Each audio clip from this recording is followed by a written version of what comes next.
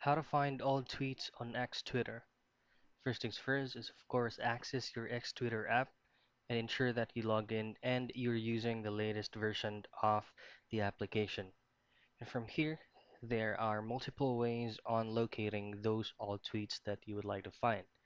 First things first is to enter the username of the account you want to search for, and you can also select a date range to narrow down the search end results. Now, the list contains the dates of the tweets and links to the original tweets on Twitter. You can also try to use this format right here for the since operator tweets since a certain date. So, say for example, you'll be using out around 2015 November and any types of date. And then if you use the operator until, you can use the year, month, and date. And the LANG is going to be filtering out the tweets by language, in this case, English.